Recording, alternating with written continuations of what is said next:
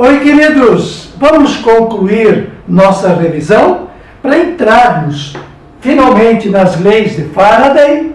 Muito bem, estávamos vendo que a pilha produz energia elétrica, enquanto que a eletrólise, que veremos agora, consome esta energia elétrica.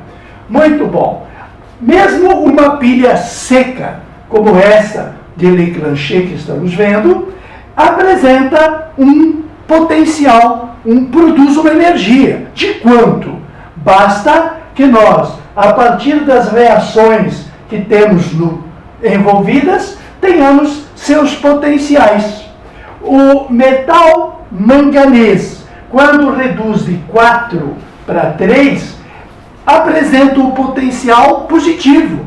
É uma redução válida, dá valor positivo de voltagem. Enquanto que, quando o zinco, no seu potencial de redução, que seria o caso de zinco 2 para zinco 0, apresentaria um potencial negativo. Então, não é válido para o zinco fazer redução. Se isto é verdade, vai ser ótimo fazer oxidação. A oxidação vogal, que vai acontecer no que nós chamamos de ânodo, fabrica elétron, a partir da ionização do zinco, de forma espontânea. Esses elétrons que ficam na parte interna vão acabar se deslocando para o bastão de grafita. E no bastão de grafita vai haver o contato do metal manganês e das outras substâncias da pasta, que vai provocar a absorção dos elétrons, aqueles elétrons provocados pelo zinco. A absorção dos elétrons, caracterizando a redução, está aí, como explicamos na aula anterior.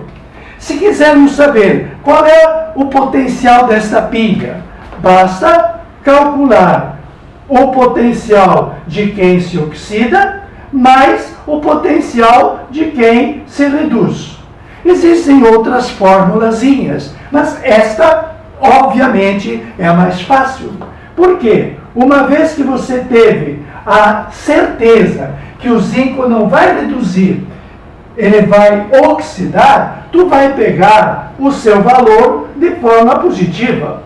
O potencial do zinco é de oxidar, o contrário de reduzir.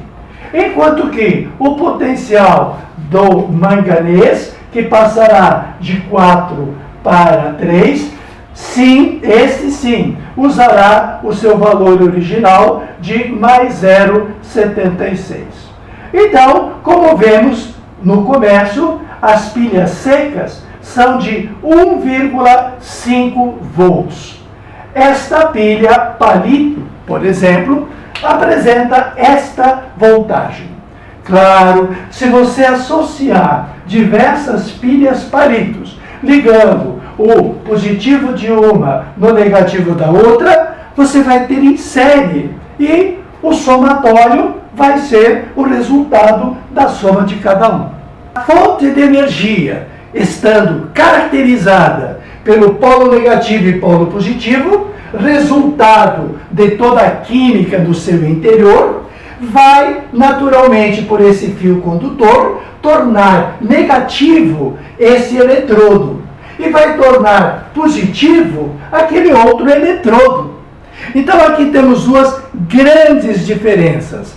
Na eletrólise, nós usaremos a energia já produzida no seu interior, no caso da bateria. E segundo, o eletrodo, ele será passivo, ele será inerte. O cobre desse eletrodo e o cobre daquele eletrodo não tomarão partido. Quem é que vai fazer a química da eletrólise? Serão os personagens que estarão na solução. Porque esta solução, que aqui está, estará agora sujeita a uma placa negativa e uma placa positiva. E, obviamente, as partículas positivas do seu interior vão se dirigir para a placa negativa e as partículas negativas voltando-se para a placa positiva. Então temos que dar um tempo e pensar num outro detalhe. Qual seja o que é que nós temos efetivamente na solução. A solução, no caso, é 1 molar, que é 1 mol por litro de solução. Bom, temos que ver o que temos. Se temos sulfato de cobre, o soluto será formado de cátions cobre e de ânions sulfatos. Então temos, nadando nesta piscina, nós teremos então quantidade indeterminada de cátions e quantidade indeterminada de ânions. Da mesma forma que estamos trabalhando em meio aquoso. Na água, nós temos um outro personagem, que é o personagem H+, e o personagem OH-. Assim como vimos que a eletrólise poderia ser ígnea, ígnea é na ausência de água. Se fosse na ausência de água, teríamos um único cátion e um único ânion. Como é uma solução aquosa, temos um segundo cátion e um segundo ânion. Por uma questão de acerto de coeficientes, vamos analisar 2 moléculas de água. Bom, quando for ligado à bateria, quando esta placa for positiva, obviamente, os cátions querem se voltar para o cátodo. O cátion, lembra? Aquele que tem perna, o cátion, ele vai para o cátodo. E, por isso deixei a aula passada aqui, o que vai acontecer no cátodo? No cátodo consoante vai haver redução. Então, este cobre positivo, ele vai perder a carga, ele vai ficar cobre 0. Então, esse cobre positivo, ele vai aderir à placa. E a pergunta toda, quanto vai depositar de cobre? Bom, mas verifiquemos que não é só o cátion cobre que vai se voltar ao polo negativo. Lembremos que da água nós também temos cátion e também temos ânion. O cátion H+, também tende a ir para a placa negativa, assim como o ânion OH- tenderá a ir para a placa positiva, assim como o SO4. E aqui então vem a dificuldade maior. A dificuldade de você conseguir saber qual é a ordem, porque tudo tem ordem, não acontece por acaso. Se a natureza é pródiga, deixa tudo à vontade no sentido de quem tem maior poder faz o que quer, este poder vem da ordem. E a ordem aqui, quero te lembrar, lá na inorgânica, que se eu tivesse tratando de metais, carga 0, os alcalinos terrosos, alumínio, zinco, ferro, hidrogênio, cobre, prata e ouro, são os mais praticados. Claro que tem números aí no meio. Se fosse na forma atômica, um átomo de sódio teria uma capacidade de oxidar extremamente maior do que um átomo de ferro. O sódio oxida muito melhor do que o ferro. Mas as tabelas que virão nas provas serão potenciais de redução. Se o átomo de sódio oxida melhor do que um átomo de ferro, um cátion ferroso se reduz melhor do que um átomo, do que um cátion sódio. E a ordem é esta. E nesta ordem, entre este cátion cobre, que aqui está, e este cátion H, que aqui está, qual dos dois efetivamente vai processar a redução? No nosso caso, o cobre tem carga 2. Quem dos dois vai processar? Será o cobre 2.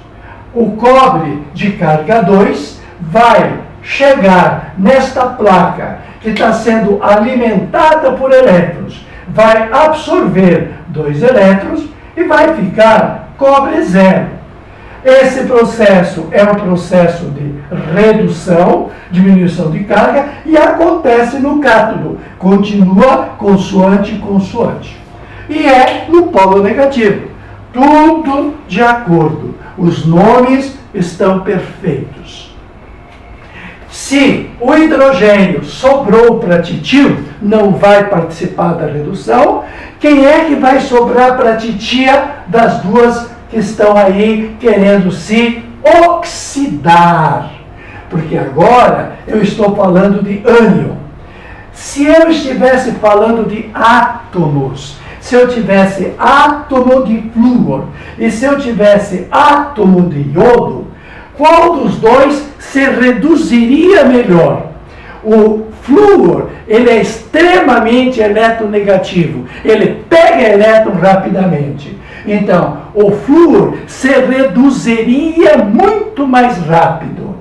Mas como eu estou falando de oxidar, vai ser o contrário. O iodo oxida muito mais rápido do que o flúor. Com um detalhe importante: entre os tradicionais halogênios, flúor, cloro, bromo e iodo, tem aqui o OH, e entre o fluoreto e o hidróxido, nós temos os ânions oxigenados, os sulfatos, nitratos, carbonatos, etc. O que eu estou falando? Eu estou falando de descarga. Desculpa a comparação, mas o caminhão tem que descarregar. O cobre já descarregou. A carga de 2 toneladas subiu. Então ele descarregou. Agora, entre o ânion hidróxido, que está aqui, e o ânion sulfato, que está aqui, qual dos dois vai se reduzir melhor? Qual dos dois vai se descarregar primeiro? Vai descarregar primeiro quem? Será o ânion hidróxido. O ânion hidróxido que vai descarregar. Descarregar no sentido de perder a carga. E perder a carga significa oxidar. Na ordem de descarga do ânion hidróxido e do ânion sulfato, a ordem de descarga que implicará na oxidação será mais vantajosa para o hidróxido.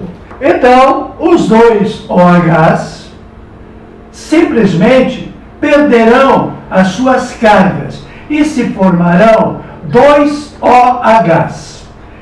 É realmente um processo de oxidação. Se a carga do OH era negativa e passa para 0, é um processo de aumento. Aumento de carga é oxidação vogal. Acontece no ânodo. Realmente, o OH negativo, ele vai fazer o seu processo de oxidação no polo contrário do cátodo. Se o cátodo é o polo negativo, o ânodo será o polo positivo. Muito bem. E o detalhe interessante: não existe OH passeando por aí. O que existe é o ânion hidróxido.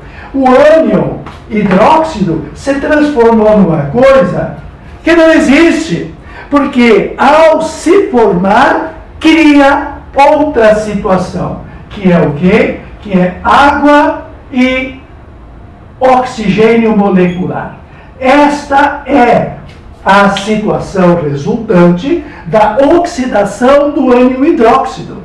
Portanto, a ida do ânion hidróxido para o ânodo, a ida do ânion hidróxido para se oxidar no polo positivo, gera água que está no seu meio e gera oxigênio. Então, oxigênio, o gerador da vida, o oxigênio vai borbulhar na forma de gás. Da mesma forma que no cátodo teremos um depósito abundante de cobre metálico, daí vem o interesse industrial de produção do metal, para os N fins que vai dar. Temos também a produção do oxigênio molecular. A eletrólise do lado qualitativo está revisada. A eletrólise utiliza energia que foi produzida na pilha ou bateria, que na verdade é uma pilha recarregável. Temos então aí a revisão com muita alegria desta química maravilhosa. Espero que te empolgue também. Tote ao seu dispor.